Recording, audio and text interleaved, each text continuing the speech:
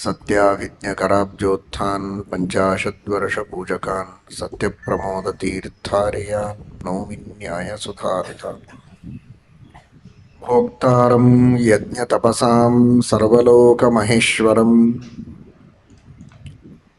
सुहृदं सर्वभूतानां ज्ञात्वा मां शान्तिमृच्छति।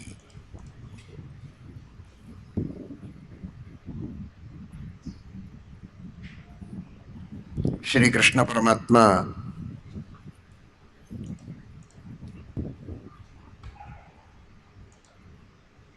ಭಗವದ್ಗೀತೆಯಲ್ಲಿ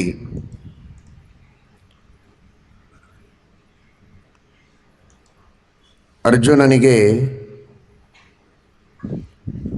ಬಹಳ ದಿವ್ಯವಾದ ಸಂದೇಶವನ್ನು ನೀಡಿದ್ದಾನೆ. ದೇವರು ಹಾಗೂ ಮನುಷ್ಯರು ಅಥವಾ ದೇವರು ಹಾಗೂ ಜೀವರು ಇವರ ನಡುವೆ ಇರುವಂತಹ ಸಂಬಂಧ ಎಂತಹದ್ದು ಅಂತ, ಯಾವ ರೀತಿ ದೇವರನ್ನ ಚಿಂತನೆ ಮಾಡಬೇಕು, ಜೀವ ಯಾವ ದೃಷ್ಟಿಯಿಂದ ಕಾಣಬೇಕು, ದೇವರನ್ನ ದೇವರು ಅಂತ ಕಾಣಬೇಕು,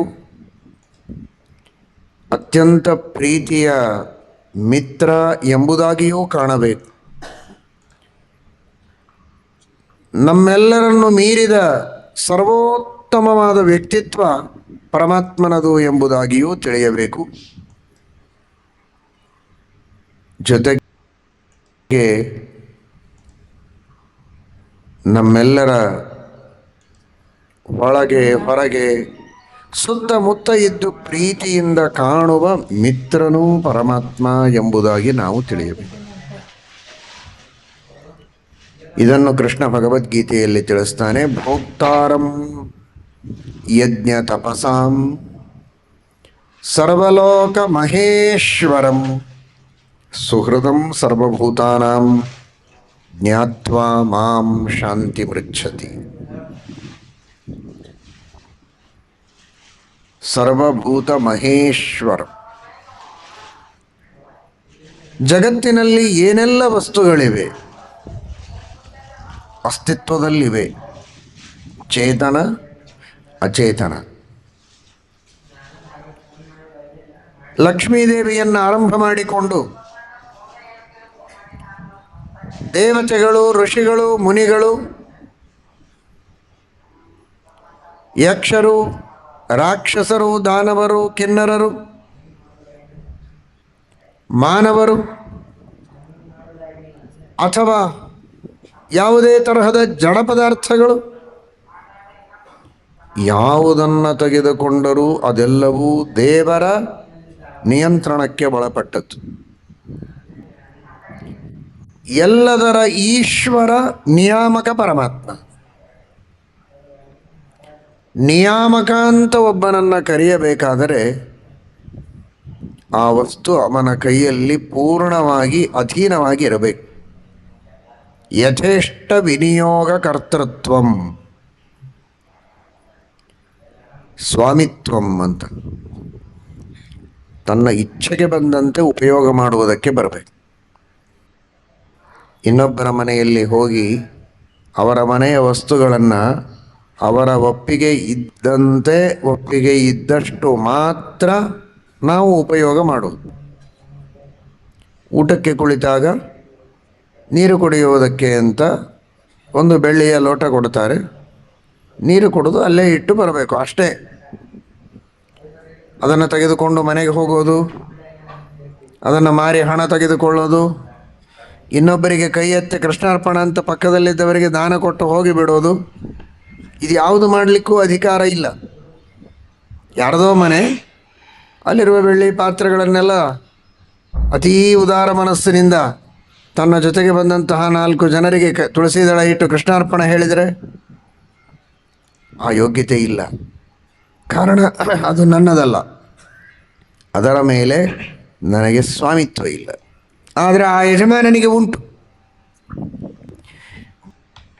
ಬಂದ ಅತಿಥಿಯ ಕೈಯಲ್ಲಿ ಕೇವಲ ಕುಡಿಯುವುದಕ್ಕೂ ಕೊಡಬಹುದು, ಅವನಿಗೆ ಕೃಷ್ಣಾರ್ಪಣೆ ಹೇಳಿಯೂ ದಾನ ಮಾಡಬಹುದು. ಇಲ್ಲ ಅಂದರೆ ತನಗೆ ಬೇಕು ಇನ್ನೇನೋ ವಸ್ತು ಮಾಡಿಸ್ಬೇಕು ಅಂದರೆ ಅದನ್ನು ಅಂಗಡಿಗೆ ಹಾಕಿ ಹಣ ತೆಗೆದುಕೊಂಡು ಬೇರೆ ವಸ್ತು ತಗೊಳ್ಬೋದು. ಏನು ಮಾಡಲಿಕ್ಕೂ ಬರುತ್ತೆ. ಏನೂ ಇಲ್ಲ, ಸಿಟ್ಟು ಬಂದಿದೆ ಯಾರ ಮೇಲೋ, ಕೈಯಲ್ಲಿರುವ ಲೋಟ ತೆಗೆದುಕೊಂಡು ನೆಲಕ್ಕೆ ಅಪ್ಪಳಿಸಲಿಕ್ಕೂ ಅವನಿಗೆ ಸ್ವಾತಂತ್ರ್ಯ ಇದೆ. ಯಾಕೆ ಅಂತ ಕೇಳುವವರು ಯಾರಿಲ್ಲ, ಕಾರಣ ಅದು ಅವನದು. ಏನಾದರೂ ಮಾಡ್ಬೋದು. ಯಥೇಷ್ಟ ವಿನಿಯೋಗ ಕರ್ತೃತ್ವಂ, ಇಷ್ಟ ಬಂದಂತೆ ಮಾಡುವುದಕ್ಕೆ ಸಾಧ್ಯ ಇದೆ, ಕಾರಣ ಅವನು ಅದರ ಒಡೆಯ. ಅರ್ಥ ಮಾಡಿಕೊಳ್ಳಿ, ಒಂದು ಲೋಟ ಅಲ್ಲ, ಕೆಲವು ಪಾತ್ರೆಗಳಲ್ಲ, ಪ್ರಪಂಚದೊಳಗಿನ ಎಲ್ಲ ಪಾತ್ರಗಳು, ಈ ಪ್ರಪಂಚ ಒಂದು ರಂಗಮಂಚ ಅಂತ ತಿಳಿದರೆ, ಈ ಪ್ರಪಂಚದ ರಂಗಮಂಚದ ಮೇಲೆ ನಾಟಕ ಮಾಡುವ, ಕುಣಿದಾಡುವ ಏನೆಲ್ಲ ಪಾತ್ರಗಳಿವೆ, ಬೆಳ್ಳಿಯ ಪಾತ್ರೆಗಳಲ್ಲ, ರಂಗಮಂಚದ ಮೇಲೆ ಕುಣಿದಾಡುವ ಪಾತ್ರಗಳು. ಭೀಮಸೇನನ ಪಾತ್ರ, ಅರ್ಜುನನ ಪಾತ್ರ ಅಂತಾರಲ್ಲ, ಆ ತರಹದ ಈ ರಂಗಮಂಚದ ಮೇಲೆ ಕುಣಿದಾಡುವಂತಹ ಎಲ್ಲ ಪಾತ್ರಗಳು, ಇದು ಎಲ್ಲವೂ ಭಗವಂತನ ಕ್ರೀಡಾಭೂಮಿ, ಇದೆಲ್ಲವೂ ಒಂದು ದೊಡ್ಡದಾದ ರಂಗಮಂಚ.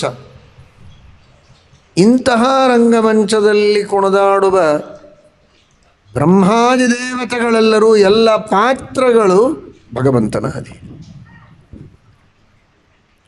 ಈ ವಿಶ್ವದಲ್ಲಿ ಸೃಷ್ಟಿಗೆ ಒಳಪಟ್ಟ ಎಲ್ಲ ಜಡ ವಸ್ತುಗಳು ಅವನ ಅಧೀನ. ಏನಾದರೂ ಮಾಡಬಹುದು. ಸೃಷ್ಟಿ ಮಾಡ್ತಾನೆ, ರಕ್ಷಣೆ ಮಾಡ್ತಾನೆ, ನಾನಾ ರೀತಿಯ ಸ್ವಭಾವಗಳನ್ನು ಒಂದೊಂದು ವಸ್ತುವಿಗೆ ಕೊಟ್ಟಿದ್ದಾನೆ, ಅದ್ಭುತವಾದ ರೀತಿಯ ಪ್ರಪಂಚದ ನಿರ್ಮಾಣವನ್ನು ಮಾಡಿದ್ದಾನೆ.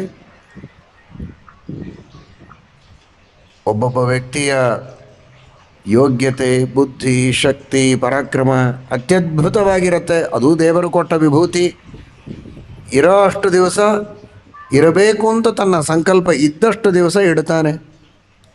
ಇಲ್ಲ ಅಂದರೆ ಆ ವ್ಯಕ್ತಿ ಇಲ್ಲ, ವ್ಯಕ್ತಿ ಇದ್ದರೂ ಅವನಲ್ಲಿ ಆ ಶಕ್ತಿ ಇಲ್ಲ. ಜಗತ್ತಿನ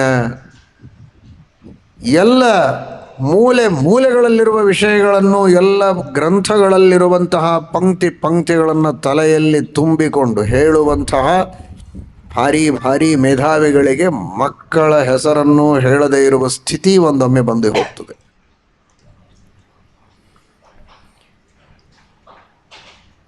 ಚಿಕ್ಕ ವಯಸ್ಸಿನಲ್ಲಿ ನೋಡಿದಾಗಿನಿಂದ ಇಂದಿನವರೆಗೆ ಎಲ್ಲರನ್ನೂ ಗುರುತು ಹಿಡಿದು ಮಾತನಾಡಿಸಿ ಅವರ ಇತಿಹಾಸಗಳನ್ನೆಲ್ಲ ಪುಂಖಾನುಪುಂಖವಾಗಿ ಹೇಳುವ ಮಹಾ ಸಾಮರ್ಥ್ಯವನ್ನು ಪಡೆದುಕೊಂಡ, ಮೇಧಾಶಕ್ತಿಯನ್ನು, ಧಾರಣಾಶಕ್ತಿಯನ್ನು ಇಟ್ಟುಕೊಂಡಂಥವರು ತನ್ನ ಮಡದಿಯನ್ನೇ ಗುರುತಿಸುವುದಕ್ಕೆ ಸಾಧ್ಯವಿಲ್ಲದೆ ಹೋಗುವಂತಹ ಪ್ರಸಂಗಗಳು ಬರ್ತವೆ.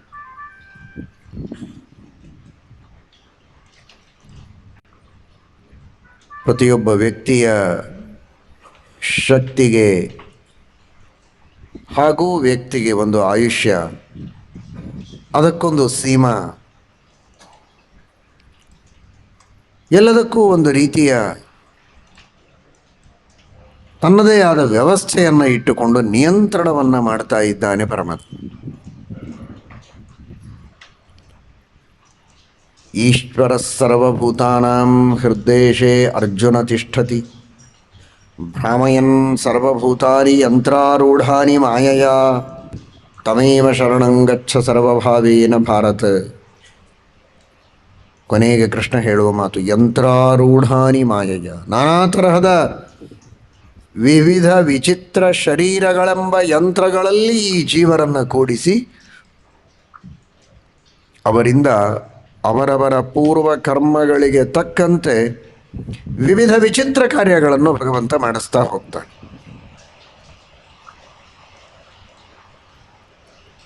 ಅಂತಹ ಈಶ್ವರತ್ವ ಪರಮಾತ್ಮನಿಗಿದೆ.